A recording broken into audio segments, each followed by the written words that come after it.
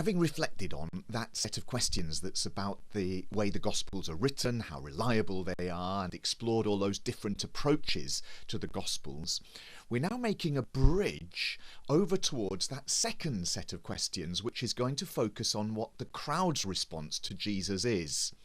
And we're looking at what kind of ministry Jesus had carried out that prompted the crowds to make the assessment of Jesus that they did. Now, as we move towards asking that set of questions, we have to ask, what do the Gospels tell us about Jesus? What is it that the Gospels are saying? There are lots and lots of television there are occasionally television documentaries that are about the Gospels and about Jesus. They often crop up at Christmas and at Easter. One of my frustrations with many of those, though not all, is that they will include comments, modern scholars say, then they will present very sceptical views of the historical background to the Gospels and the historical background to Jesus, as if that's the consensus in modern scholarship. With the general public confronted with those kinds of documentaries, it is essential for us as Christian believers, and particularly important for us as teachers within the Christian church and preachers, that we have an understanding of what the range of scholarship is. And we then need to be clear where we stand and where we locate ourselves in that range of scholarship. And so that's the importance of these 2 or 3 pages in these module notes, and especially of Wenham and Walton's chapter 6. And that will give you an appreciation of what is often called the quest for the historical Jesus, and an understanding of where people stand. And the reality is there's a range of points of view. Among our students, there will be a range of points of view. Among our tutors, there is a range of points of view. And we each of us locate ourselves at a particular point. But it's interesting to appreciate that range. I was absolutely fascinated back in the 70s to make a study of the way in which the Reformers interpreted the Bible against the backdrop of the history of the interpretation of the Bible in its first 16 centuries. And what struck me, especially when I came to John Calvin, was how they handled the Gospels. And John Calvin, when he wrote his commentary on the Gospels, brought all the Gospels together and wrote a commentary on the harmony of the Gospels. He called it a harmony of the Gospels.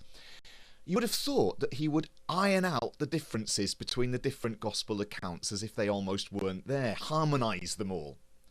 But he actually doesn't do that.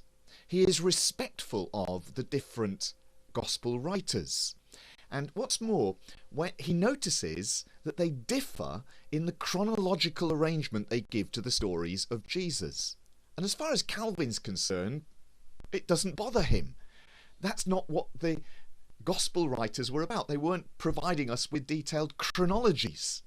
I found that fascinating when I spotted some of Calvin's comments about some of those discrepancies. Because sometimes with a sweep of the hand people say, oh, people read the Bible literally until modern scholarship started. Well, that's not the case.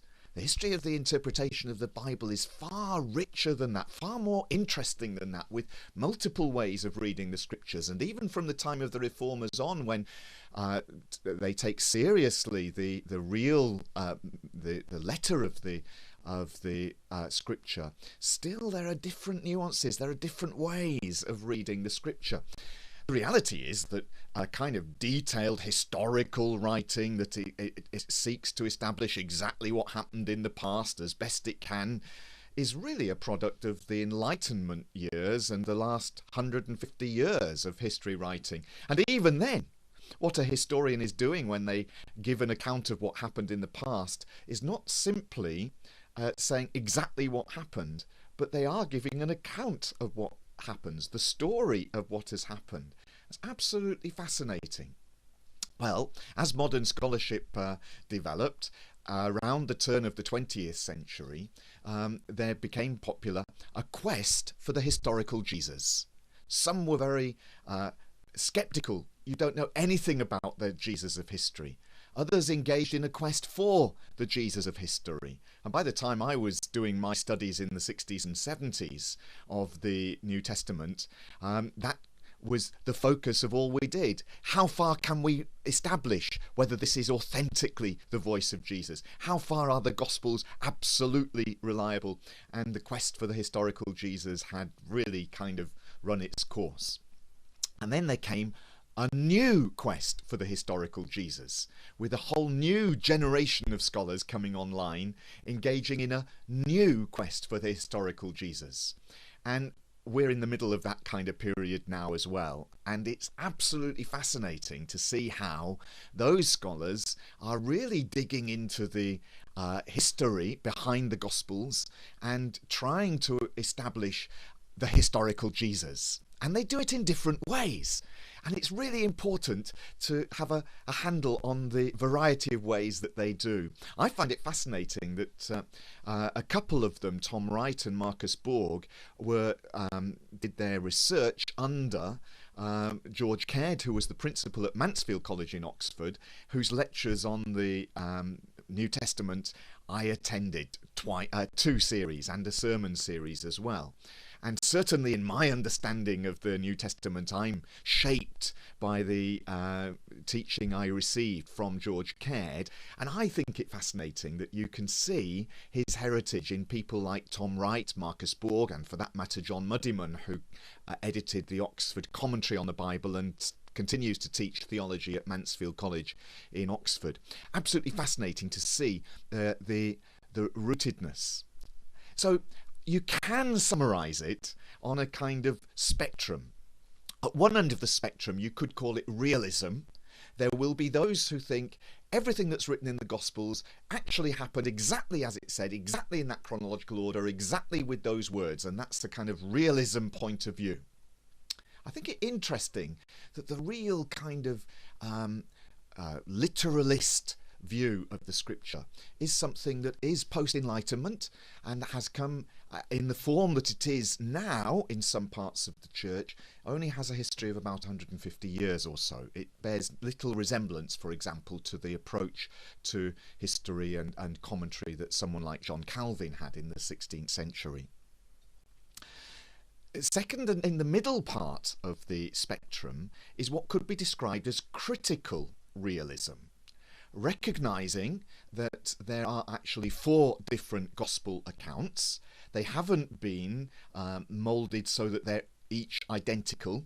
You haven't had an ironing out of the differences. Critical realists say actually that's a strength, because it suggests that you actually have 4 different perspectives on a single set of events, and that's a historian's delight, that you have more than one source. And so critical realists will value the differences, be critical about some of the wording, the chronology and such like, but in differing measure they will say this gives us an access to the real Jesus and the real events, but they can be in 2 different parts. Optimistic critical realists like Tom Wright would suggest that you've actually got the chance, using the techniques of historical research, to build up a very accurate picture of the Jesus of history. And that's what he is engaged in, but it recognises that you've got to be critical about the way in which the Gospels handle it. You've got to bring all your critical faculties to bear as historian, as scholar of the text, and as you do that, you can access the Jesus of history. Pessimistic critical realists are less optimistic, they're pessimistic. You can engage in that, but actually a lot of it is not the Jesus of history, it's not so historical. And then reconstructionists are at the other end of the scheme and say, well, all of the Gospels are reconstructions of the story of Jesus, and they don't really give you much access to the Jesus of history. Now, the interesting question to ask is, where do you stand in that spectrum? And I'm going to leave it there for the next video clip.